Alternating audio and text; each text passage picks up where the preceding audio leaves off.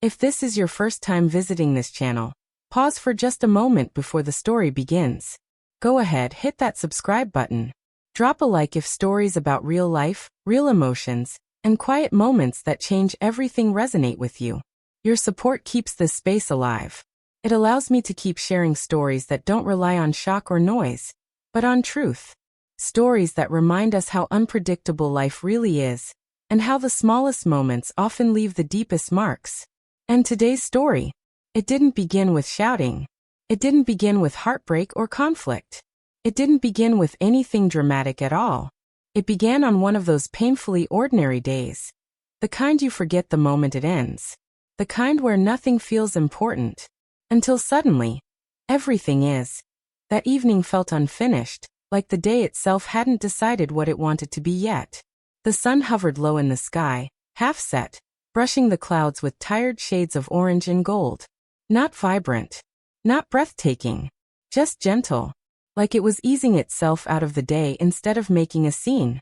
I had just finished one of those long, punishing jogs, the kind where your legs stop feeling like legs and start feeling like dead weight. My lungs burned. My calves screamed. Sweat clung to my skin, soaking my shirt until it felt heavier than it should have been. But strangely, my mind felt clearer than it had all day. Running always did that for me. It stripped the noise away, forced everything unnecessary to fall quiet. All I wanted was a shower. A long one. Hot enough to melt the exhaustion straight out of my bones. When I pushed open the front door, something immediately felt off. The house was quiet. Not the calm, comforting kind of quiet, but the hollow kind. The kind that presses against your ears and makes you hesitate just inside the doorway. My aunt and cousin weren't home. That wasn't unusual. They had routines, lives, reasons to be out. But that evening, the emptiness felt heavier than normal, like the house itself was holding its breath. Ever since my uncle passed away 3 years earlier, this place had never truly felt the same. It used to be loud. Laughter bouncing off walls. Arguments about dinner that never actually mattered. The clatter of pots in the kitchen. A television playing too loudly in the background. Now everything felt muted. Like life here had been turned down to a lower volume and left there. We told ourselves we were fine. We functioned. We survived. But deep down, we all knew something had been missing for a long time. I ignored the feeling like I always did. Dropped my running shoes by the door. Tossed my sweat-soaked clothes aside. Grabbed a towel. And headed straight for the shower. The moment the hot water hit my skin, the world slowed. Steam filled the bathroom, wrapping around me like a protective layer. The sound of the water drowned out everything else. Thoughts, worries, memories. I stayed there longer than usual. Letting the heat loosen muscles I didn't even realize were tense. Letting my mind drift into that rare, peaceful blankness where nothing asks anything of you. No footsteps. No doors opening. No voices in the background. Just water. And silence. For those few minutes, it felt like the world had paused. If only I had known what was waiting on the other side of that bathroom door. Still wrapped in my towel, hair damp, skin warm from the steam, I stepped out, fully convinced the house was still empty. I barely made it into the family room before I froze. My aunt and my cousin were sitting on the couch, both looking directly at me. Time did something strange in that moment. It stretched and collapsed at the same time. My heart slammed into my throat. Heat rushed to my face so fast it almost felt painful. It wasn't about the towel. It wasn't embarrassment in the obvious sense. It was shock. The sudden realization that I wasn't alone. That someone had seen me when I hadn't expected anyone to exist in that space at all. There's a difference between being undressed and being unprepared. And in that moment, I felt emotionally exposed in a way I hadn't felt in years. I muttered something, an apology maybe, or a half-formed sentence that didn't even make sense. I grabbed my things and rushed past them, my movements clumsy, my thoughts scattered. I didn't look back. I shut my bedroom door and leaned against it, breathing like I'd just finished another mile. It's nothing, I told myself. They'll forget. I'll forget. But life doesn't let moments like that disappear so easily. Over the next few days, things changed, but not in ways you could easily point out. It was subtle. A glance that lasted half a second longer than usual. A pause before my cousin answered a question. A slight shift in tone that I couldn't quite explain. Individually, they meant nothing. Together, they followed me. The awkwardness wasn't loud or obvious. It hovered in the background like static you couldn't turn off. I replayed the moment again and again in my head. Why did it bother me so much? Why did it feel heavier than it should have been? I wasn't ashamed.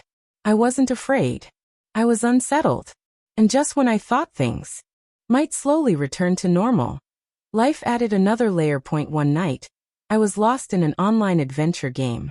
Headphones on. Lights low. Completely immersed in a world far away from my own thoughts. The door creaked open. My cousin stepped inside. She smiled. That same familiar, teasing smile she'd always used whenever she joked about my gaming obsession. Everything looked normal. She commented on the screen, asked questions, laughed when my character failed spectacularly. But beneath it all, something felt different. Not romantic. Not inappropriate. Just delicate. Like we were both carefully choosing every word. There are moments when people who grew up together suddenly feel like strangers. For just a second. That night was one of those moments. Simple jokes felt heavier. Silence felt louder.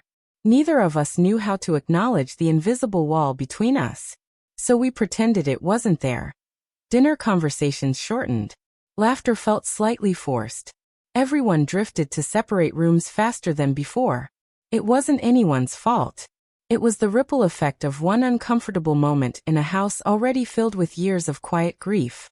A house where emotions were swallowed instead of spoken. Where survival replaced healing.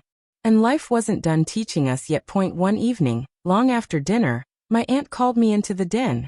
Her voice wasn't angry. Wasn't accusatory. It was tired. She didn't talk about the incident. She talked about grief. About losing her husband. About learning how to be strong when she didn't want to be. About silence becoming a habit instead of a shield. As she spoke, something inside me clicked. The moment hadn't caused the tension. It had revealed it. We weren't communicating. We weren't healing. We were avoiding pain instead of facing it. Sometimes life forces you to confront what you've been ignoring. After that night, things didn't magically fix themselves. But they softened. Jokes came back. Meals lasted longer. Laughter returned, tentative at first, then genuine. The awkwardness didn't disappear. It evolved into understanding. The house felt alive again. And just when everything seemed settled, something small happened. Something simple. Something powerful enough to shift everything all over again. That it wasn't a fight. It wasn't a confession. It was a moment of shared laughter over something meaningless. And realizing how far we'd come. That's when it hit me. Sometimes the most uncomfortable moments aren't problems. They're doorways. They expose wounds we didn't know were still open. They force conversations we've been avoiding. And if we're brave enough to step through them, they lead to healing. That if this story resonated with you, you're not alone. Life rarely changes in loud, dramatic ways. Most of the time, it changes quietly. In glances. In silence. In moments we wish hadn't happened. But sometimes those moments save us. If you've ever experienced something similar, take this as a reminder. Talk. Listen. Heal. And if you haven't yet, remember this story when life tests you unexpectedly. Thank you for being here. And I'll see you in the next one.